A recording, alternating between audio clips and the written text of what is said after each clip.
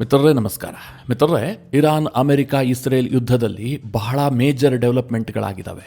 ಭಾರತ ಅಚ್ಚರಿಯ ಸ್ಟ್ಯಾಂಡ್ ಅನ್ನು ತೆಗೆದುಕೊಂಡಿದೆ. ಮೋದಿ ಯುಎಇಯ ರಾಜನಿಗೆ ಕರೆ ಮಾಡಿಬಿಟ್ಟು ಬೆಂಬಲವನ್ನು ಘೋಷಣೆ ಮಾಡಿದ್ದಾರೆ. ನೆತನ್ಯಾಹು ಸಹ ಮೋದಿಗೆ ಕರೆ ಮಾಡಿ ಮಾತನಾಡಿದ್ದಾರೆ. ಇನ್ನೊಂದು ಕಡೆಯಲ್ಲಿ ಮೋದಿ ದೇಶದಲ್ಲಿ ಸಿಸಿಎಸ್ ಅಂದ್ರೆ cabinet committee on security meeting ಅನ್ನು ನಡೆಸಿದ್ದಾರೆ. ಈ ಮೀಟಿಂಗ್ನಲ್ಲಿ ಮಹತ್ವದ ಕೆಲ ಚರ್ಚೆಗಳಾಗಿದ್ದಾವೆ. ಅತ್ತ ಕಡೆಯಲ್ಲಿ ಅಮೆರಿಕ ಇರಾನ್ಗೆ ಘಾತಕ ಏಟನ್ನು ಕೊಟ್ಟಿದೆ. ಟ್ರಂಪ್ ಬಹಳ ದೊಡ್ಡ ಘೋಷಣೆಯನ್ನ ಮಾಡಿದ್ದಾರೆ. ಇದೆಲ್ಲದರ ನಡುವೆ ಸೌದಿಯ crown prince Mohammed bin Salman ಯುದ್ಧಕ್ಕೆ ಎಂಟ್ರಿ ಕೊಡುವಂತಹ ಸುಳಿವು ಕೊಟ್ಟಿದ್ದಾರೆ. ತನ್ನ ಮಿಲಿಟರಿಗೆ ಬಹಳ ಮಹತ್ವದ ಆದೇಶವನ್ನು ಕೊಟ್ಟಿದ್ದಾರೆ. ಇದರ ಜೊತೆಗೆ ಮಿತ್ರರೇ, ಯುದ್ಧದಲ್ಲಿ ಕಳೆದ ಕೆಲ ಗಂಟೆಗಳಲ್ಲಿ ಸಾಕಷ್ಟು ಡೆವಲಪ್ಮೆಂಟ್ಗಳಾಗಿದ್ದಾವೆ. ಅದೆಲ್ಲದರ ಬಗ್ಗೆ ಈ ವಿಡಿಯೋದಲ್ಲಿ ನಿಮಗೆ ಡೀಟೇಲ್ ಆಗಿ ಮಾಹಿತಿ ಕೊಡುವಂತಹ ಪ್ರಯತ್ನ ಮಾಡ್ತೀನಿ. ನೀವು ಈ ವಿಡಿಯೋನ ಕೊನೆವರೆಗೂ ಮಿಸ್ ಮಾಡದೆ ನೋಡಿ. ಅಮೆರಿಕ ಇಸ್ರೇಲ್ ಜಂಟಿಯಾಗಿ ಆರಂಭಿಸಿರುವಂತಹ ಇರಾನ್ ಮೇಲಿನ ಯುದ್ಧ ಅದೇ ತೀವ್ರತೆಯಲ್ಲಿ ಮುಂದುವರಿತಾ ಇದೆ. ಸ್ವಲ್ಪ ಕೂಡ ಕಡಿಮೆ ಆಗುವಂತಹ ಲಕ್ಷಣಗಳು ಕಂಡುಬಂದಿಲ್ಲ. ಇರಾನ್ ಕೂಡ ಅಷ್ಟೇ ತೀವ್ರತೆಯಲ್ಲಿ Bahrain, Saudi Arabia, Kuwait, UAE, Qatar ಈ ದೇಶಗಳ ಮೇಲೆ ದಾಳಿ ಮಾಡ್ತಾ ಇದೆ. ಸೌದಿಯ ಮೇಲಿನ ದಾಳಿಯನ್ನು ಬಹಳ ಕಡಿಮೆ ಮಾಡಿದೆ. ಮೇಜರ್ ಆದಂತಹ ಯಾವುದೇ ದಾಳಿಯ ವರದಿಯಾಗಿಲ್ಲ. ಉಳಿದಂತೆ ಬಹರೈನ್, ಕುವೈತ್, ಯುಎಇ, ಕತಾರ್ ಈ ದೇಶಗಳ ಮೇಲೆ ನಿರಂತರವಾಗಿ ಇರಾನ್ ದಾಳಿ ಮಾಡ್ತಾ ಇದೆ. ಇದೆಲ್ಲದರ ನಡುವೆ ಬಹಳ ಇಂಟ್ರೆಸ್ಟಿಂಗ್ ವಿಚಾರ ಏನು ಕೇಳಿದ್ರೆ, ಇರಾನ್ನಲ್ಲಿ ಒಂದು ಕಡೆಯಲ್ಲಿ ಅಯತುಲ್ಲಾ ಅಲಿ ಖಮೇನಿಯ ಹತ್ಯೆ ಆಗಿದೆ. ಈಗ ಯುದ್ಧದ ಪರಿಸ್ಥಿತಿಯಲ್ಲೇ ಮಧ್ಯಂತರ ಸರ್ಕಾರ ಕೂಡ ರಚನೆ ಆಗಿದೆ. ಆದರೆ ಆ ಮಧ್ಯಂತರ ಸರ್ಕಾರ IRGCಯನ್ನ ಕಂಟ್ರೋಲ್ ಮಾಡ್ತಿಲ್ಲ ಅನ್ನುವಂಥ ಮಾಹಿತಿಯನ್ನ ಇರಾನ್ನ ವಿದೇಶಾಂಗ ಸಚಿವರು ಕೊಟ್ಟಿದ್ದಾರೆ. ಅಂದ್ರೆ ಇರಾನ್ನ ಮಿಲಿಟರಿ ಇದೆಯಲ್ಲ, ಇದು ಸ್ವತಂತ್ರವಾಗಿ ನಿರ್ಧಾರವನ್ನ ಕೈಗೊಳ್ತಾ ಇದೆ. ಇದರಲ್ಲಿ ಸರ್ಕಾರದ ಪಾತ್ರ ಏನೂ ಇಲ್ಲ. ಅವರವರ ಕಮಾಂಡರ್ ಏನು ಸೂಚನೆಯನ್ನ ಕೊಡ್ತಾರೋ ಆ ರೀತಿಯಾಗಿ ಇರಾನ್ನ ಮಿಲಿಟರಿ ದಾಳಿ ಮಾಡ್ತಾ ಇದೆ ಅಂತ ಇರಾನ್ನ ವಿದೇಶಾಂಗ ಸಚಿವರೇ ಹೇಳಿಕೆ ಕೊಟ್ಟಿದ್ದಾರೆ. ಅಲ್ಲಿಗೆ ಅರ್ಥ ಮಾಡ್ಕೊಳ್ಳಿ ಮಿತ್ರರೇ, ಇರಾನ್ ಇದೆಯಲ್ಲ, ಮನಸೋ ಇಚ್ಛೆ ದಾಳಿ ಮಾಡ್ತಾ ಇದೆ. ಯಾವುದೇ ಪ್ಲಾನಿಂಗ್ ಇಲ್ಲ ಅಥವಾ ಯಾವುದೇ ಕೋಆರ್ಡಿನೇಷನ್ ಇಲ್ಲ.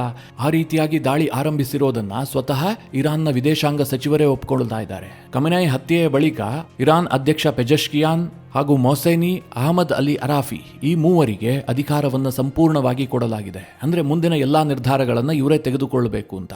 ಆದರೆ ಅವರು ಕಂಟ್ರೋಲ್ ಅನ್ನು ಪಡೆದುಕೊಳ್ಳುವ ಮುಂಚೆಯೇ ಸೇನೆ ಮನಸೋ ಇಚ್ಛೆ ವರ್ತಿಸ್ತಾ ಇದೆ. ಇದೆಲ್ಲದರ ನಡುವೆ ಖಮೇನಿ ಹತ್ಯೆ ಕುರಿತಾಗಿ ಇರಾನ್ನಲ್ಲಿ ಒಂದು ಫತ್ವಾವನ್ನು ಹೊರಡಿಸಲಾಗಿದೆ. ಇಬ್ಬರು ಮುಲ್ಲಾಗಳು ಸೇರಿ ಹೊರಡಿಸಿರುವಂತಹ ಫತ್ವಾ ಅದು. ಅದರಲ್ಲಿ ಏನು ಹೇಳಲಾಗಿದೆ ಅಂತಂದ್ರೆ, ಖಮೇನಿ ಹತ್ಯೆಗೆ ಇಡೀ ಮುಸ್ಲಿಂ ಸಮಾಜ ಪ್ರತೀಕಾರವನ್ನು ತೆಗೆದುಕೊಳ್ಳಬೇಕು, ಇದನ್ನು ಸುಮ್ಮನೆ ಬಿಡಬಾರದು ಅಂತ ಆ ಫತ್ವಾ ಹೊರಡಿಸಲಾಗಿದೆ. ಇನ್ನು ಯುದ್ಧ ನಡೀತಾ ಇರುವಂತಹ ಈ ಸಂದರ್ಭದಲ್ಲಿ ಟ್ರಂಪ್ ಮೇಲಿಂದ ಮೇಲೆ ಹೇಳಿಕೆ ಕೊಡ್ತಾ ಇದ್ದಾರೆ. ಅವರ ಇತ್ತೀಚಿನ ಸ್ಟೇಟ್ಮೆಂಟ್ ಏನು ಕೇಳಿದ್ರೆ, ಈ ಯುದ್ಧ ಇದೆಯಲ್ಲ, ಆಪರೇಷನ್ ಎಪಿಕ್ ಫ್ಯೂರಿ, ಇದು ಜಗತ್ತು ಎಂದೂ ಕಾಣದಷ್ಟು ದೊಡ್ಡದು. ಅಂದ್ರೆ ಹಿಂದೆ ಯಾರೂ ಕೂಡ ಇಂತಹ ಯುದ್ಧವನ್ನ ನೋಡಿರೋದಕ್ಕೆ ಸಾಧ್ಯವೇ ಇಲ್ಲ ಅಂತ ಟ್ರಂಪ್ ಘೋಷಣೆ ಮಾಡಿದ್ದಾರೆ. ಮಿತ್ರರೇ, ಈ ಜಗತ್ತು ಮೊದಲ ಮಹಾಯುದ್ಧ ಮತ್ತು ಎರಡನೇ ಮಹಾಯುದ್ಧವನ್ನ ನೋಡಿದೆ. ಅದು ಈ ಜಗತ್ತಿನಲ್ಲಿ ಈವರೆಗೆ ನಡೆದಂತಹ ಘನಘೋರ ಯುದ್ಧ ಅಂತ ಈಗಾಗಲೇ ಇತಿಹಾಸದಲ್ಲಿ ದಾಖಲಾಗಿದೆ. ಆದರೆ ಟ್ರಂಪ್ ಹೇಳ್ತಾ ಇದ್ದಾರೆ, ಈಗ ನಾವು ಇರಾನ್ ಮೇಲೆ ಆರಂಭಿಸಿರುವ ಯುದ್ಧ ಇದೆಯಲ್ಲ, ಇದು ಹಿಂದೆಂದೂ ನಡೆದೇ ಇಲ್ಲ ಅಂತ. ಅಂದ್ರೆ ಮೊದಲ ಮತ್ತು ಎರಡನೇ ಮಹಾಯುದ್ಧಕ್ಕಿಂತ ದೊಡ್ಡ ಯುದ್ಧವನ್ನು ನಾವು ಆರಂಭಿಸಿದೀವಿ ಎನ್ನುವ ಅರ್ಥದಲ್ಲಿ ಟ್ರಂಪ್ ಮಾತನಾಡ್ತಾ ಇದ್ದಾರೆ. ಇದರ ಜೊತೆಗೆ ಅಮೆರಿಕ ಘೋಷಣೆ ಮಾಡಿದೆ, ಈ ಯುದ್ಧದಲ್ಲಿ ಈವರೆಗೆ 1,000 ಟಾರ್ಗೆಟ್ಗಳನ್ನು ಹಿಟ್ ಮಾಡಿದೀವಿ. ಹಾಗೆ ಇರಾನ್ನ 9 ಯುದ್ಧ ಹಡಗುಗಳನ್ನು ನಾಶ ಮಾಡಿದೀವಿ ಅಂತ ಅಮೆರಿಕ ಹೇಳ್ಕೊಂಡಿದೆ. ಜೊತೆಗೆ ಇರಾನ್ನ ನೌಕಾ ಕಟ್ಟಡವನ್ನ ಕೂಡ ಸಂಪೂರ್ಣವಾಗಿ ನೆಲಸಮ ಮಾಡಿದೀವಿ ಅಂತ ಅಮೆರಿಕ ಸ್ಟೇಟ್ಮೆಂಟ್ ಅನ್ನು ರಿಲೀಸ್ ಮಾಡಿದೆ. ಇನ್ನೊಂದು ಕಡೆಯಲ್ಲಿ ಟ್ರಂಪ್ ಖಮೇನಿ ಬಗ್ಗೆಯೂ ಕೂಡ ಮಾತನಾಡಿದ್ದಾರೆ. ಖಮೇನಿ ಸತ್ತಿದಾನಲ್ಲ, ಆತನ ಕೈಯಲ್ಲಿ ಸಾವಿರಾರು ಅಮೆರಿಕನ್ನರ ರಕ್ತ ಇತ್ತು. ಆತ ಸಾವಿರಾರು ನಿರಪರಾಧಿಗಳನ್ನ ಕೊಂದವನಾಗಿದ್ದ. ಹೀಗಾಗಿ ಖಮೇನಿ ಸಾವನ್ನ ಇರಾನ್ನ ರಸ್ತೆಗಳಲ್ಲಿ ಸಂಭ್ರಮಿಸಲಾಗ್ತಾ ಇದೆ ಅಂತ ಟ್ರಂಪ್ ಸ್ಟೇಟ್ಮೆಂಟ್ ಕೊಟ್ಟಿದ್ದಾರೆ. ಮಿತ್ರರೇ, ಇದರ ಬಗ್ಗೆ ನನಗೆ ಸ್ವಲ್ಪ ಡೌಟ್ ಇದೆ. ಇರಾನ್ನಲ್ಲಿ ಬಹಳ ದೊಡ್ಡ ಮಟ್ಟದ ಸಂಭ್ರಮಾಚರಣೆ ಏನೂ ಆಗ್ತಾ ಇಲ್ಲ. ಅಲ್ಲಿ ಶೋಕ ಮಡುಗಟ್ಟಿದೆ. ಇರಾನ್ನಲ್ಲಿ ಈಗಲೂ ಸಹ 50-50 ಸಿಚುವೇಶನ್ ಇರುವಂತಹದ್ದು. ಖಮೇನಿಯನ್ನ ಬೆಂಬಲಿಸುವಂತಹ ಒಂದು 50% ಜನ ಅಲ್ಲಿದ್ದಾರೆ. ಆದ್ರೆ ಟ್ರಂಪ್ ಏನು ಹೇಳ್ತಾ ಇದ್ದಾರೆ, ಇಡೀ ಇರಾನ್ ಸಂಭ್ರಮಿಸ್ತಾ ಇದೆ ಅಂತ. ಜೊತೆಗೆ ಇರಾನ್ನ ರೆವಲ್ಯೂಷನರಿ ಗಾರ್ಡ್ ಕಾರ್ಫ್ IRGCಗೆ ಟ್ರಂಪ್ ಒಂದು ಕಟ್ಟಪ್ಪಣೆಯನ್ನ ಮಾಡಿದ್ದಾರೆ. ನೀವು ಶರಣಾಗಿ ಸಾವಿನಿಂದ ಮುಕ್ತರಾಗ್ತೀರಿ, ಇಲ್ಲದೆ ಹೋದ್ರೆ ಸಾಯೋದಕ್ಕೆ ಸಿದ್ಧರಾಗಿ ಅಂತ. ಹಾಗೆ ಟ್ರಂಪ್ ಇನ್ನೊಂದು ಆಘಾತಕಾರಿ ಸ್ಟೇಟ್ಮೆಂಟ್ ಅನ್ನು ಕೂಡ ಕೊಟ್ಟಿದ್ದಾರೆ. ಅದೇನು ಕೇಳಿದ್ರೆ, ಇರಾನ್ ಇದೇ ರೀತಿಯಾಗಿ ಮಿಡಲ್ ಈಸ್ಟ್ ನಲ್ಲಿ ದಾಳಿಯನ್ನ ಮುಂದುವರಿಸಿದ್ದೇ ಆದ್ರೆ ಅಮೆರಿಕ ಬಹಳ ಘಾತಕವಾದಂತಹ ದಾಳಿ ಮಾಡುತ್ತೆ. ನಾವೆಂತಹ ಅಸ್ತ್ರವನ್ನ ಹೊರ ತೆಗಿತೀವಿ ಅಂತಂದ್ರೆ ಊಹೆಗೂ ಸಾಧ್ಯ ಇಲ್ಲ ಅಂತ. ಅಂದ್ರೆ ಅಮೆರಿಕ ಯಾವುದಾದ್ರೂ ವಿಶೇಷವಾದಂತಹ ವೆಪನ್ ಅನ್ನ ಪ್ರಯೋಗಿಸುತ್ತಾ, ಅಂತಹದ್ದು ಯಾವುದಾದ್ರೂ ಅಮೆರಿಕದ ಬತ್ತಳಿಕೆಯಲ್ಲಿದೆಯಾ? ಈ ಬಗ್ಗೆಯೂ ಕೂಡ ಒಂದು ಅನುಮಾನ ಸೃಷ್ಟಿಯಾಗಿದೆ ಟ್ರಂಪ್ ಅವರ ಸ್ಟೇಟ್ಮೆಂಟ್ ಬಳಿಕ. ಇದೆಲ್ಲದರ ನಡುವೆ GCC ದೇಶಗಳಲ್ಲೂ ಕೂಡ ಸಾಕಷ್ಟು ಡೆವಲಪ್ಮೆಂಟ್ಗಳಾಗ್ತಾ ಇದ್ದಾವೆ. ಸೌದಿ ಅರೇಬಿಯಾದ ಫಾರಿನ್ ಮಿನಿಸ್ಟರ್ ನೇತೃತ್ವದಲ್ಲಿ GCCಯ ಫಾರಿನ್ ಮಿನಿಸ್ಟರ್ಸ್ ಕೌನ್ಸಿಲ್ ಸಭೆ ನಡೆದಿದೆ. ಇದರಲ್ಲಿ ಇರಾನ್ ದಾಳಿಯನ್ನ ಖಂಡಿಸಲಾಗಿದೆ. ಪ್ರತಿಯೊಂದು GCC ದೇಶವೂ ಕೂಡ ತನ್ನ ಸುರಕ್ಷತೆ ಮತ್ತು ಸ್ಥಿರತೆಗಾಗಿ ಅಗತ್ಯ ಕ್ರಮದ ಬಗ್ಗೆ ನಿರ್ಧಾರ ಕೈಗೊಳ್ಳೋದಕ್ಕೆ ಹಕ್ಕನ್ನು ಹೊಂದಿದೆ ಅಂತ ಈ ಸಭೆಯಲ್ಲಿ ನಿರ್ಣಯವನ್ನ ಕೈಗೊಳ್ಳಲಾಗಿದೆ. UAE ಬಹಳ ದೊಡ್ಡ ಒಂದು ನಿರ್ಧಾರವನ್ನ ಕೈಗೊಂಡಿದೆ. ಅದೇನು ಕೇಳಿದ್ರೆ, ಇರಾನ್ನಲ್ಲಿರುವಂತಹ ತನ್ನ ರಾಯಭಾರ ಕಚೇರಿಯನ್ನೇ ಮುಚ್ಚಿದೆ, ತನ್ನ ರಾಯಭಾರಿಯನ್ನ ವಾಪಸ್ ಕರೆಸಿಕೊಂಡಿದೆ. ಇದರ ಅರ್ಥ UAE ಮತ್ತು ಇರಾನ್ ನಡುವಿನ ರಾಜತಾಂತ್ರಿಕ ಸಂಬಂಧ ಸಂಪೂರ್ಣವಾಗಿ ಕಟ್ ಆಗಿದೆ. UAE ಇನ್ಮುಂದೆ ಇರಾನ್ ಜೊತೆಗೆ ಸಂಬಂಧವನ್ನ ಇಟ್ಟುಕೊಳ್ಳೋದಕ್ಕೆ ಸಾಧ್ಯವೇ ಇಲ್ಲ.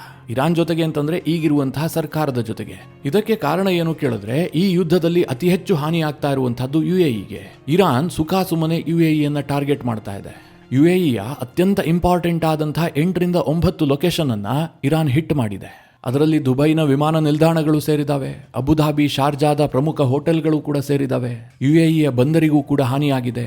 UAEಯ ವ್ಯಾಪಾರ ವ್ಯವಹಾರ ಕಂಪ್ಲೀಟ್ ಆಗಿ ಸ್ತಬ್ಧ ಆಗಿ ಹೋಗಿದೆ. ಈ ದಾಳಿಯಲ್ಲಿ UAEಯ ಜನ ಕೂಡ ಪ್ರಾಣ ಕಳ್ಕೊಂಡಿದ್ದಾರೆ. ಹೀಗಿರುವ ಸಂದರ್ಭದಲ್ಲಿ ಅವರು ಇರಾನ್ ಜೊತೆಗೆ ಇನ್ನೂ ಕೂಡ ರಾಜತಾಂತ್ರಿಕ ಸಂಬಂಧವನ್ನು ಮುಂದುವರಿಸೋದಕ್ಕೆ ಸಾಧ್ಯ ಇದೆಯಾ? ಈ UAE ಇದೆಯಲ್ಲ, ಇರಾನ್ಗೆ ಅತ್ಯಂತ ಸಮೀಪದಲ್ಲಿರುವಂತಹ ನೆರೆಯ ದೇಶ. ಈ ಹಿಂದಿನಿಂದಲೂ ಕೂಡ ಇರಾನ್ ಜೊತೆಗೆ ಒಂದು ಬ್ಯಾಲೆನ್ಸ್ಡ್ ಆದಂತಹ ರಿಲೇಶನ್ಶಿಪ್ ಅನ್ನು ಹೊಂದಿದ್ರು. ಯಾವತ್ತೂ ಕೂಡ ಇರಾನ್ಗೆ ಏನೋ ದ್ರೋಹ ಮಾಡುವಂತಹ ಕೆಲಸವನ್ನ UAE ಮಾಡೇ ಇರಲಿಲ್ಲ. ಆದರೂ ಸಹ ಈಗ ಯುದ್ಧದಂತಹ ಸನ್ನಿವೇಶದಲ್ಲಿ ಅನಗತ್ಯವಾಗಿ UAEಯನ್ನ ಇರಾನ್ ಟಾರ್ಗೆಟ್ ಮಾಡಿದೆ. ಇದೆಲ್ಲದರ ನಡುವೆ ಇನ್ನೊಂದು ಡೆವಲಪ್ಮೆಂಟ್ ಏನು ಕೇಳಿದ್ರೆ, ಯುರೋಪ್ ಈ ಯುದ್ಧದಲ್ಲಿ ಏನ್ ಮಾಡುತ್ತೆ? ಈ ಯುದ್ಧಕ್ಕೆ ಎಂಟ್ರಿ ಕೊಡ್ತಾರಾ? ಈ ಅನುಮಾನಗಳು ಕೂಡ ಮೂಡೋದಕ್ಕೆ ಶುರುವಾಗಿದೆ. ಇದಕ್ಕೆ ಕಾರಣ ಏನು ಕೇಳಿದ್ರೆ, ಫ್ರಾನ್ಸ್ನ ಅಧ್ಯಕ್ಷ ಇಮ್ಯಾನ್ಯುಯಲ್ ಮ್ಯಾಕ್ರೋನ್ ಒಂದು ಎಮರ್ಜೆನ್ಸಿ ಮೀಟಿಂಗ್ ಅನ್ನು ಕರೆದಿದ್ದಾರೆ. ಮಿಡಲ್ ಈಸ್ಟ್ ನಲ್ಲಿ ಆಗ್ತಿರುವಂತಹ ಎಲ್ಲಾ ಬೆಳವಣಿಗೆಗಳ ಕುರಿತಾಗಿ ಅವರು ಚರ್ಚಿಸಿದ್ದಾರೆ. ಇದರ ಜೊತೆಗೆ UK ಈಗಾಗಲೇ ಯುದ್ಧದಲ್ಲಿ ಭಾಗಿಯಾದಂತಹ ಲಕ್ಷಣಗಳು ಕಾಣ್ತಾ ಇದ್ದಾವೆ. ಸೈಪರಸ್ ಸಮೀಪದಲ್ಲಿ ಇರಾನ್ ನಿಂದ ಲಾಂಚ್ ಆಗಿದ್ದಂತಹ ಒಂದು ಡ್ರೋನ್ ಅನ್ನ UK ತನ್ನ ನೇವಲ್ ಶಿಪ್ ಮೂಲಕವಾಗಿ ಉಡಾಯಿಸಿದೆ. ಹಾಗೆ ಕತಾರ್ನ ದೋಹಾದ ಕಡೆಗೆ ಬರ್ತಾ ಇದ್ದಂತಹ ಒಂದು ಡ್ರೋನ್ ಅನ್ನ UK ತನ್ನ ಫೈಟರ್ ಜೆಟ್ ಅನ್ನ ಬಳಸಿ ಉಡಾಯಿಸಿದೆ. UKಯ ನೇವಿಯ ಫೈಟರ್ ಜೆಟ್ ಅನ್ನ ಬಳಸಿಕೊಂಡು ಈ ಒಂದು ಡ್ರೋನ್ ಅನ್ನ ಇಂಟರ್ಸೆಪ್ಟ್ ಮಾಡಿದೆ. ಹಾಗೆ ಈ ಯುದ್ಧದಲ್ಲಿ ಅಮೆರಿಕ UKಯ ಎಲ್ಲಾ ಏರ್ ಬೇಸ್ ಗಳನ್ನ ಬಳಸಿಕೊಳ್ಳೋದಕ್ಕೆ ಅವರು ಮುಕ್ತವಾದಂತಹ ಅವಕಾಶವನ್ನ ಕಲ್ಪಿಸಿದ್ದಾರೆ. ಅಲ್ಲಿಗೆ ಅಮೆರಿಕ ಜೊತೆಗೆ UK ಬಹಳ ಗಟ್ಟಿಯಾಗಿ ನಿಂತಿರೋದು ಕಾಣ್ತಾ ಇದೆ. ಅವರು ನೇರವಾಗಿ ಯುದ್ಧದಲ್ಲಿ ಭಾಗಿಯಾಗ್ತಾರಾ? ಅದ್ರ ಬಗ್ಗೆಯೂ ಕೂಡ ಡೌಟ್ ಮೂಡ್ತಾ ಇದೆ. ಇನ್ನು ಅಮೆರಿಕ ಇರಾನ್ ಮೇಲೆ ದಾಳಿಯನ್ನ ಆರಂಭಿಸ್ತಲ್ಲ, ಆ ಸಂದರ್ಭದಲ್ಲಿ ಸೌದಿಯ crown prince Mohammed bin Salman ಟ್ರಂಪ್ಗೆ ಒಪ್ಪಿಗೆಯನ್ನ ಸೂಚಿಸಿದ್ರು. ನೀವು ದಾಳಿ ಮಾಡಿ ಅಂತ ಅವರು ಒಪ್ಪಿಗೆ ಸೂಚಿಸಿದ ಬಳಿಕವೇ ಅಮೆರಿಕ ದಾಳಿಯನ್ನ ಆರಂಭಿಸಿತು ಅನ್ನುವಂತಹ ವರದಿಗಳು ಪಬ್ಲಿಷ್ ಆಗಿದ್ವು. ಈಗ CNN ವರದಿ ಮಾಡ್ತಾ ಇದೆ, ಸೌದಿಯ crown prince Mohammed bin Salman ತನ್ನ ಸೇನೆಗೆ ಒಂದು ಸೂಚನೆಯನ್ನ ಕೊಟ್ಟಿದ್ದಾರೆ. ಇರಾನ್ ನಿಂದ ಇನ್ನೊಂದು ದಾಳಿ ಸೌದಿಯ ಮೇಲೆ ಆಗಿದ್ದೇ ಆದ್ರೆ ಅದಕ್ಕೆ ರಿಟಾಲಿಯೇಟ್ ಮಾಡಿ, ಯಾವುದೇ ರೀತಿಯಲ್ಲೂ ಮುಲಾಜು ಬೇಡವೇ ಬೇಡ ಅಂತ ಅವರು ತನ್ನ ಸೇನೆಗೆ ಸೂಚನೆಯನ್ನ ಕೊಟ್ಟಿದ್ದಾರೆ ಎನ್ನುವಂತಹ ವರದಿ ಇದೆ. ಮಿತ್ರರೇ, ಇದೇನಾದ್ರೂ ಆಗಿದ್ದೇ ಆದ್ರೆ ಇದು ಬಹಳ ದೊಡ್ಡ ಡೆವಲಪ್ಮೆಂಟ್ ಆಗುತ್ತೆ. ಯಾಕೆ ಅಂತಂದ್ರೆ ಸೌದಿ ಅರೇಬಿಯಾ ಕೂಡ ಮಿಡಲ್ ಈಸ್ಟ್ ನಲ್ಲಿ regional power. Saudi Arabia, Israel, America ಮೂರೂ ದೇಶಗಳು ಕೂಡ ಇರಾನ್ ವಿರುದ್ಧದ ಯುದ್ಧದಲ್ಲಿ ಭಾಗಿಯಾದಂತಾಗುತ್ತೆ. ಹೇಳೋದಕ್ಕೆ ಸಾಧ್ಯ ಇಲ್ಲ, ಮುಂದಿನ ಕೆಲ ಗಂಟೆಗಳಲ್ಲಿ ಸೌದಿ ಅರೇಬಿಯಾ ಕೂಡ ಯುದ್ಧಕ್ಕೆ ಧುಮುಕಿದ್ರೂ ಕೂಡ ಆಶ್ಚರ್ಯ ಇಲ್ಲ. ಅಂತಹ ಸನ್ನಿವೇಶ ನಿರ್ಮಾಣ ಆಗಿದೆ. ಇನ್ನು ಇಸ್ರೇಲ್ ಕಥೆಯನ್ನ ಹೇಳಬೇಕಾ? ಅವರು ಈ ಯುದ್ಧದಲ್ಲಿ ಎಷ್ಟು ಉತ್ಸಾಹಿತರಾಗಿದ್ದಾರೆ ಅಂತಂದ್ರೆ ಅದನ್ನ ಊಹಿಸೋದಕ್ಕೂ ಸಾಧ್ಯ ಇಲ್ಲ, ವರ್ಣಿಸೋದಕ್ಕೂ ಸಾಧ್ಯ ಇಲ್ಲ.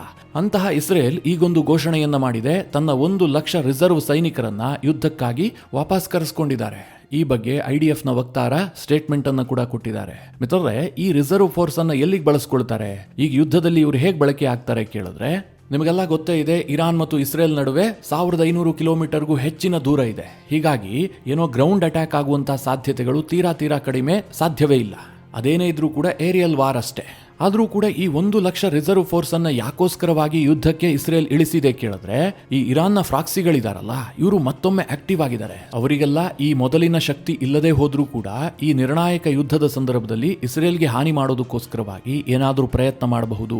ಹೀಗಾಗಿ ಲೆಬನಾನ್ ಗಡಿ ಮತ್ತು ಸಿರಿಯಾದ ಗಡಿಗಳಲ್ಲಿ ವಿಪರೀತ ಪ್ರಮಾಣದಲ್ಲಿ ಇಸ್ರೇಲ್ ತನ್ನ ಸೇನಾ ಜಮಾವಣೆ ಮಾಡ್ತಾ ಇದೆ. ಅದಕ್ಕೋಸ್ಕರವಾಗಿ ರಿಸರ್ವ್ ಫೋರ್ಸ್ ಅನ್ನು ಬಳಸಿಕೊಳ್ತಾ ಇದೆ. ಇದೆಲ್ಲವೂ ಸಹ ಯುದ್ಧದಲ್ಲಿ ಇತ್ತೀಚೆಗೆ ಆದಂತಹ ಡೆವಲಪ್ಮೆಂಟ್ಗಳು.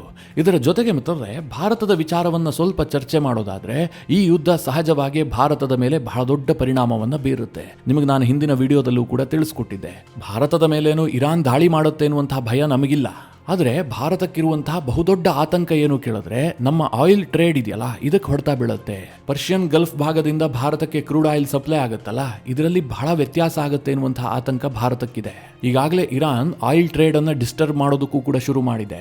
ಪಾಕಿಸ್ತಾನದ 3 ಆಯಿಲ್ ಟ್ಯಾಂಕರ್ ಅನ್ನ ತಡೆದಿದೆ. ಇದರ ಜೊತೆಗೆ ಹರ್ಮೋಸ್ ಜಲಸಂಧಿಯ ಬಳಿಯಲ್ಲಿ UK US ಗೆ ಸೇರಿದಂತಹ ಆಯಿಲ್ ಟ್ಯಾಂಕರ್ ಅನ್ನ ಉಡಾಯಿಸಿದೆ. ಒಂದು ಆಯಿಲ್ ಟ್ಯಾಂಕರ್ಗಂತೂ ಭಾರಿ ಪ್ರಮಾಣದಲ್ಲಿ ಹಾನಿಯಾಗಿದೆ. ಅದರಲ್ಲಿ 15 ಮಂದಿ ಭಾರತೀಯ ಸಿಬ್ಬಂದಿಗಳು ಕೂಡ ಇದ್ರು. ಸದ್ಯದ ಪರಿಸ್ಥಿತಿಯಲ್ಲಿ ರಷ್ಯಾವನ್ನ ಹೊರತುಪಡಿಸಿದ್ರೆ ಭಾರತಕ್ಕೆ ಬಹಳ ದೊಡ್ಡ ಪ್ರಮಾಣದಲ್ಲಿ ಆಯಿಲ್ ಎಕ್ಸ್ಪೋರ್ಟ್ ಮಾಡುವಂತಹ ದೇಶಗಳು ಯಾವುದು ಕೇಳಿದ್ರೆ ಅದರಲ್ಲಿ ಒಂದು ಸೌದಿ ಅರೇಬಿಯಾ, ಇನ್ನೊಂದು ಇರಾಕ್. ಹೀಗಾಗಿ ಇದು ಭಾರತಕ್ಕೆ ಬಹಳ ದೊಡ್ಡ ಆತಂಕದ ವಿಚಾರ. ಈಗಾಗಲೇ ಈ ಯುದ್ಧದ ಪರಿಣಾಮ ಜಗತ್ತಿನ ಮೇಲೆ ಬೀಳೋದಕ್ಕೆ ಶುರುವಾಗಿದೆ. ಆಯಿಲ್ ಪ್ರೈಸ್ ವಿಪರೀತವಾಗಿ ಜಾಸ್ತಿ ಆಗಿದೆ. ನಿನ್ನೆಯಂತೂ ಒಂದು ಹಂತದಲ್ಲಿ ಪ್ರತಿ barrel crude oil price $82 reach ಆಗಿತ್ತು. ಅಂತಿಮವಾಗಿ ಅದು ಪ್ರತಿ ಬ್ಯಾರಲ್ಗೆ $79.34 ಅಂತ್ಯ ಆಗಿದೆ. ಆಯಿಲ್ ಟ್ಯಾಂಕರ್ಗಳ ಮೇಲೆ ದಾಳಿ ನಡೀತಾ ಇರುವ ಹಿನ್ನೆಲೆಯಲ್ಲಿ ಇವತ್ತೂ ಕೂಡ ಆಯಿಲ್ ಪ್ರೈಸ್ನಲ್ಲಿ ವಿಪರೀತವಾಗಿ ಏರಿಕೆ ಆಗುವಂತಹ ಸಾಧ್ಯತೆಗಳಿದಾವೆ. ಇದು ಸಹಜವಾಗಿ ಭಾರತಕ್ಕೆ ಬಹಳ ದೊಡ್ಡ ಆತಂಕದ ವಿಚಾರ. ಈ ಎಲ್ಲ ಹಿನ್ನೆಲೆಯಲ್ಲಿ ಭಾರತದಲ್ಲಿ ಪ್ರಧಾನಿ ನರೇಂದ್ರ ಮೋದಿ ಅವರು CCS ಸಭೆಯನ್ನು ಕರೆದಿದ್ರು, ಅಂದ್ರೆ ಕ್ಯಾಬಿನೆಟ್ ಕಮಿಟಿ ಆನ್ ಸೆಕ್ಯೂರಿಟಿ. ಈ ಸಭೆ ಕರೆಯುವಂತಹದ್ದು ಬಹಳ ರೇರ್. ಈ ಹಿಂದೆ ಪಾಕಿಸ್ತಾನದ ಮೇಲೆ ಯುದ್ಧ ಮಾಡುವಂತಹ ಸನ್ನಿವೇಶದಲ್ಲಿ ಪ್ರಧಾನಿಯವರು CCS ಸಭೆಯನ್ನು ನಡೆಸ್ತಾ ಇದ್ರು. ಅದು ಬಿಟ್ರೆ ಈಗಲೇ ಈ CCS ಸಭೆ ನಡೆಸಿರುವಂತಹದ್ದು. ಅಂದ್ರೆ ಒಂದು ಅರ್ಥ ಮಾಡ್ಕೊಳ್ಳಿ, ಈ ಯುದ್ಧ ಭಾರತದ ಮೇಲೆ ಎಂತಹ ಪರಿಣಾಮ ಬೀರಬಹುದು ಅಂತ. ಈ CCS ಸಭೆಯಲ್ಲಿ ಪ್ರಮುಖವಾಗಿ 2 ವಿಚಾರಗಳನ್ನು ಚರ್ಚೆ ಮಾಡಲಾಗಿದೆ. ಮೊದಲನೇದಾಗಿ GCC ದೇಶಗಳ ಮೇಲೆ ಇರಾನ್ ಮಾಡ್ತಾ ಇರುವಂತಹ ದಾಳಿ, ಅದರಿಂದ ಅಲ್ಲಿರುವ ಭಾರತೀಯ ಸಮುದಾಯವನ್ನ ರಕ್ಷಿಸುವುದು ಹೇಗೆ, ಅದಕ್ಕೆ ಭಾರತ ಯಾವ್ಯಾವ ಕ್ರಮಗಳನ್ನು ಕೈಗೊಳ್ಳಬೇಕು, ಈ ಯುದ್ಧ ಇನ್ನಷ್ಟು ಕಾಲ ಮುಂದುವರೆದಿದ್ದೇ ಆದ್ರೆ ಈ ದೇಶಗಳಲ್ಲಿರುವಂತಹ ಭಾರತ ಮೂಲದವರ ಸುರಕ್ಷತೆ ಹೇಗೆ, ಇದರ ಬಗ್ಗೆ ಚರ್ಚೆ ಆಗಿದೆ. ಇಲ್ಲಿ 2 ಅಂಶಗಳಿದಾವೆ. ಮೊದಲನೇದಾಗಿ ಏನು ಕೇಳಿದ್ರೆ, ಈ GCC ದೇಶಗಳಲ್ಲಿ ದೊಡ್ಡ ಪ್ರಮಾಣದಲ್ಲಿ ಭಾರತೀಯರು ಹೋಗಿ ವಾಸ ಮಾಡ್ತಾ ಇದ್ದಾರೆ. ಕೆಲವರು ಪರ್ಮನೆಂಟ್ ಆಗಿ ಅಲ್ಲೇ ನೆಲೆಸಿದ್ದಾರೆ, ಇನ್ನು ಕೆಲವರು ಕೆಲಸಕ್ಕೋಸ್ಕರವಾಗಿ ಆ ದೇಶಗಳಲ್ಲಿ ವಾಸ ಮಾಡ್ತಾ ಇದ್ದಾರೆ. 1 ಕೋಟಿಗೂ ಹೆಚ್ಚಿನ ಸಂಖ್ಯೆಯಲ್ಲಿ ಭಾರತೀಯರು ಈ ಮಿಡಲ್ ಈಸ್ಟ್ ನಲ್ಲಿ ವಾಸ ಮಾಡ್ತಾ ಇದ್ದಾರೆ. ಅದು ಭಾರತ ಸರ್ಕಾರಕ್ಕೆ ಒಂದು ಕಡೆಯಲ್ಲಿ ತಲೆಬಿಸಿ, ಇನ್ನೊಂದು ಕಡೆಯಲ್ಲಿ ಈ ಪ್ರವಾಸಕ್ಕೆ ಅಂತ ದುಬೈ, ಶಾರ್ಜಾ, ಅಬುಧಾಬಿ ಈ ಕಡೆ ಹೋಗ್ಬಿಟ್ಟಿದ್ದಾರೆ. ಸಡನ್ ಆಗಿ ಯುದ್ಧ ಶುರುವಾಗಿದ್ರಿಂದಾಗಿ ಅವರು ಕೂಡ ಸಿಕ್ಕಾಕೊಂಡಿದ್ದಾರೆ. ಯಾಕೆ ಅಂತಂದ್ರೆ ಬಹುತೇಕ ವಿಮಾನಯಾನ ಸ್ತಬ್ಧ ಆಗಿ ಹೋಗಿದೆ. ಭಾರತ ಸರ್ಕಾರ ಇರಾನ್ ಪ್ರವಾಸವನ್ನ ಕೈಗೊಳ್ಳಬೇಡಿ, ಇರಾನ್ ನಲ್ಲಿರುವಂತವರು ವಾಪಸ್ ಬನ್ನಿ ಅಂತ ಹೇಳಿ ಸೂಚನೆಯನ್ನ ಕೊಟ್ಟಿತ್ತು. ಆದ್ರೆ ಈ ಮಿಡಲ್ ಈಸ್ಟ್ ನ ದೇಶಗಳಿಗೆ ಹೋಗಬೇಡಿ, ಅಲ್ಲಿ ಯುದ್ಧ ಆಗುತ್ತೆ ಎನ್ನುವಂತಹ ಸುಳಿವು ಭಾರತಕ್ಕೂ ಕೂಡ ಇರಲಿಲ್ಲ. ಹೀಗಾಗಿ ಪ್ರವಾಸಕ್ಕೆ ಹೋದಂತಹ ಭಾರತೀಯರ ರಕ್ಷಣೆ ಹೇಗೆ ಎನ್ನುವಂತಹದ್ದು ಭಾರತಕ್ಕೆ ಮೊದಲ ದೊಡ್ಡ ತಲೆಬಿಸಿ. ಯಾಕೆ ಕೇಳಿದ್ರೆ ಅವರೆಲ್ಲರೂ ಕೂಡ 1 ವಾರ ಅಥವಾ 10 ದಿನ ಇಂತಹ ಪ್ರವಾಸವನ್ನ ಕೈಗೊಂಡಿರ್ತಾರೆ. ಈಗ ಇದೇ ರೀತಿಯಾಗಿ ಯುದ್ಧ ಮುಂದುವರಿತಾ ಇದ್ರೆ ಅವರ ಸ್ಥಿತಿಗತಿಗಳು ಏನಾಗಬಹುದು, ಅದರ ಬಗ್ಗೆಯೂ ಕೂಡ ಈ CCS ಸಭೆಯಲ್ಲಿ ಚರ್ಚಿಸಲಾಗಿದೆ. ಹಾಗೆ ಹರ್ಮೋಸ್ ಜಲಸಂಧಿ ಬಂದ್ ಆಗಿದ್ದೇ ಆದ್ರೆ ಭಾರತ ಏನ್ ಮಾಡಬೇಕು, ಆಯಿಲ್ ಟ್ರೇಡ್ ಅನ್ನ ಯಾರ್ಯಾರಿಂದ ಹೆಚ್ಚು ಮಾಡಬೇಕು, ರಷ್ಯಾದಿಂದ ಹೆಚ್ಚಿನ ಪ್ರಮಾಣದಲ್ಲಿ ಕ್ರೂಡ್ ಅನ್ನ ತರಿಸ್ಕೊಳ್ಬೇಕಾ, ಇದರ ಬಗ್ಗೆಯೂ ಕೂಡ CCS ಸಭೆಯಲ್ಲಿ ಚರ್ಚೆ ಆಗಿದೆ. ಇದರ ಜೊತೆಗೆ ಪ್ರಧಾನಿ ನರೇಂದ್ರ ಮೋದಿ ಅವರು ಇನ್ನೊಂದು ದೊಡ್ಡ ನಿರ್ಧಾರವನ್ನು ಕೈಗೊಂಡಿದ್ದಾರೆ. ಅದೇನು ಕೇಳಿದ್ರೆ, UAE ಅಧ್ಯಕ್ಷರಿಗೆ ಕರೆ ಮಾಡಿದಂತಹ ಮೋದಿ UAE ಮೇಲಿನ ಇರಾನ್ ದಾಳಿಯನ್ನ ಖಂಡಿಸಿದ್ದಾರೆ. ಅಷ್ಟು ಮಾತ್ರ ಅಲ್ಲ, UAEಗೆ ಭಾರತದ ಪೂರ್ಣ ಬೆಂಬಲವನ್ನು ಘೋಷಿಸಿದ್ದಾರೆ. ಇದು ಬಹಳ ದೊಡ್ಡ ಡೆವಲಪ್ಮೆಂಟ್. ಒಂದು ವಿಚಾರವನ್ನ ನೀವು ಸೂಕ್ಷ್ಮವಾಗಿ ಗಮನಿಸಿ, ಖಮೆನೈ ಹತ್ಯೆ ಆದರೂ ಕೂಡ ನರೇಂದ್ರ ಮೋದಿ ಆಗಲಿ ಭಾರತ ಸರ್ಕಾರವಾಗಲಿ ಆ ಬಗ್ಗೆ ದೊಡ್ಡ ಹೇಳಿಕೆಯನ್ನೇ ಕೊಟ್ಟಿಲ್ಲ. ಅಂದ್ರೆ ಯಾವುದೇ ರೀತಿಯಲ್ಲೂ ಸಂತಾಪವನ್ನ ಸೂಚಿಸಿಲ್ಲ ಅಥವಾ ಅಮೆರಿಕದ ದಾಳಿಯನ್ನ ಖಂಡಿಸಿಲ್ಲ. ಇದು ಕೆಲವರಿಗೆ ಭಾರತದಲ್ಲಿ ಕಿಡಿ ಹತ್ತಿಸಿದೆ. ಸೋಷಿಯಲ್ ಮೀಡಿಯಾಗಳಲ್ಲಿ ಈ ಬಗ್ಗೆ ಬಹಳ ದೊಡ್ಡ ಪ್ರಮಾಣದಲ್ಲಿ ಚರ್ಚೆ ಆಗ್ತಾ ಇದೆ. ಖಮೆನೈ ಮಾಡದಂತಹ ತಪ್ಪಾದ್ರೂ ಏನು, ಅವರು ಎಲ್ಲಾ ಸಂದರ್ಭದಲ್ಲೂ ಕೂಡ ಭಾರತವನ್ನ ಬೆಂಬಲಿಸಿದ್ರು. ಈಗ ಭಾರತ ಈ ರೀತಿಯ ನಿರ್ಧಾರವನ್ನ ಕೈಗೊಳ್ತಾ ಇದೆಯಲ್ಲ, ಇದರ ಅರ್ಥ ಏನು ಅಂತ ಕೆಲವರು ಟೀಕೆ ಮಾಡ್ತಾ ಇದ್ದಾರೆ. ಇದಕ್ಕೆ ನಾನು ಸಿಂಪಲ್ ಆಗಿ ಒಂದು ಉತ್ತರ ಕೊಟ್ಟು ಬಿಡ್ತೀನಿ, ಹೆಚ್ಚಿಗೆ ವಿವರಣೆ ಕೊಡೋದಕ್ಕೆ ಹೋಗೋದಿಲ್ಲ. ಯಾರೂ ಸಹ ಮುಳುಗುವ ಹಡಗಿನ ಸವಾರಿಯನ್ನ ಮಾಡೋದಿಲ್ಲ. ಒಂದು ಹಡಗು ಮುಳುಗ್ತಾ ಇರುತ್ತೆ, ಅದು ಕಣ್ಣಿಗೆ ಕಾಣ್ತಾ ಇರುತ್ತೆ. ಅಂತಹ ಸಂದರ್ಭದಲ್ಲೇ ನೀವು ಅದನ್ನು ಹತ್ತೋದಕ್ಕೆ ಹೋದ್ರೆ ಆತನನ್ನ ಮೂರ್ಖ ಅಂತ ಹೇಳಬೇಕಾ ಅಥವಾ ಬುದ್ಧಿವಂತ ಅಂತ ಹೇಳಬೇಕಾ? ಸದ್ಯಕ್ಕೆ ಭಾರತವೂ ಸಹ ಈ ಅಯತುಲ್ಲಾ ಅಲಿ ಖಮೆನೈ ನೇತೃತ್ವದ ರೆಜಿಮ್ ಏನು ಇರಾನ್ನಲ್ಲಿತ್ತಲ್ಲ, ಇದರಿಂದ ಒಂದು ಅಂತರವನ್ನು ಕಾಯ್ದುಕೊಂಡಿದೆ. ಯಾಕೆ ಅಂತಂದ್ರೆ ಅದು ಮುಳುಗುವ ಹಡಗು. ಇನ್ನೇನೇ ಇದ್ರೂ ಸಹ ಭಾರತ ಸರ್ಕಾರದ್ದು ಇರಾನ್ನಲ್ಲಿ ಸ್ಥಾಪಿತವಾಗುವಂತಹ ಹೊಸ ರೆಜಿಮ್ ಏನಿದೆ ಅದರ ಜೊತೆಗಿನ ಡೀಲ್ ಅಷ್ಟೇ. ಇದೆಲ್ಲದರ ನಡುವೆ ಇಸ್ರೇಲ್ನ ಪ್ರಧಾನಿ ಬೆಂಜಮಿನ್ ನೆತನ್ಯಾಹು ಪ್ರಧಾನಿ ನರೇಂದ್ರ ಮೋದಿ ಅವರಿಗೆ ಕರೆ ಮಾಡಿ ಯುದ್ಧದ ಬಗ್ಗೆ ಮಾಹಿತಿಯನ್ನು ಕೊಟ್ಟಿದ್ದಾರೆ. ಈ ಮಾಹಿತಿಯನ್ನು ಪ್ರಧಾನಿ ನರೇಂದ್ರ ಮೋದಿ ಅವರು ಸೋಷಿಯಲ್ ಮೀಡಿಯಾದಲ್ಲಿ ಶೇರ್ ಮಾಡಿದ್ದಾರೆ. ಅಂದ್ರೆ ಭಾರತ ಬಹಳ ಸ್ಪಷ್ಟವಾಗಿ ಜಗತ್ತಿಗೊಂದು ಮೆಸೇಜ್ ಪಾಸ್ ಮಾಡ್ತಾ ಇದೆ, ಇಸ್ರೇಲ್ ಜೊತೆಗಿನ ನಮ್ಮ ಸಂಬಂಧ ಇದೆಯಲ್ಲ ಇದು ಮುಚ್ಚಿಡುವಂತಹ ಸಂಬಂಧ ಅಲ್ಲ. ಹೀಗೊಂದು ಮೆಸೇಜ್ ಅನ್ನ ಮೋದಿ ಪಾಸ್ ಮಾಡಿದ್ದಾರೆ ಅಂತ ನನಗನ್ಸುತ್ತೆ. ಯಾಕೆಂತಂದ್ರೆ ನೆತನ್ಯಾಹು ಜೊತೆಗೆ ಮಾತನಾಡ್ತಿದ್ದ ಹಾಗೆ ಮೋದಿ ಅದನ್ನ ಸೋಷಿಯಲ್ ಮೀಡಿಯಾದಲ್ಲಿ ಶೇರ್ ಮಾಡಿದ್ದಾರೆ. ನಾನು ಈ ಯುದ್ಧದಲ್ಲಿ ಭಾರತದ ಹಿತಾಸಕ್ತಿಗಳೇನು ಅನ್ನೋದರ ಕುರಿತಾಗಿ ನೆತನ್ಯಾಹು ಜೊತೆಗೆ ಚರ್ಚೆ ಮಾಡಿದ್ದೀನಿ ಅಂತ ಮೋದಿ ಅವರು ತಿಳಿಸಿದ್ದಾರೆ. ಮಿತ್ರರೇ, ಕ್ಷಣ ಕ್ಷಣಕ್ಕೂ ಕೂಡ ಈ ಯುದ್ಧದಲ್ಲಿ ಸಾಕಷ್ಟು ಡೆವಲಪ್ಮೆಂಟ್ಗಳಾಗ್ತಾ ಇದ್ದಾವೆ. ಮುಂದೆ ನಾನು ಆ ಬಗ್ಗೆಯೂ ಕೂಡ ವಿಡಿಯೋ ಮಾಡಿ ನಿಮಗೆ ತಿಳಿಸುವಂತಹ ಪ್ರಯತ್ನ ಮಾಡ್ತೀನಿ. ಈ ಎಲ್ಲ ವಿಚಾರಗಳ ಕುರಿತಾಗಿ ನಿಮ್ಮ ಅನಿಸಿಕೆ ಅಭಿಪ್ರಾಯಗಳೇನು ಕಮೆಂಟ್ ಮಾಡುವ ಮೂಲಕ ನಮಗೆ ತಿಳಿಸಿ. ಹಾಗೆ ನಿಮಗೆ ಈ ವಿಡಿಯೋ ಇಷ್ಟವಾದರೆ ಲೈಕ್ ಮಾಡಿ. ಜೊತೆಗೆ ನೀವಿನ್ನೂ ನಿಮ್ಮ ನೆಚ್ಚಿನ ಸಂಸ್ಕಾರ ಸೌರಭ ಯೂಟ್ಯೂಬ್ ಚಾನಲ್ನ ಸಬ್ಸ್ಕ್ರೈಬ್ ಮಾಡಿಲ್ಲ ಅಂತಾದರೆ ಈ ಕೂಡಲೇ ಸಬ್ಸ್ಕ್ರೈಬ್ ಮಾಡಿ. ಮುಂದಿನ ಎಲ್ಲ ಅಪ್ಡೇಟ್ಗಳ ನೋಟಿಫಿಕೇಷನ್ಗಾಗಿ ಬೆಲ್ ಐಕಾನ್ ಒತ್ತಿ.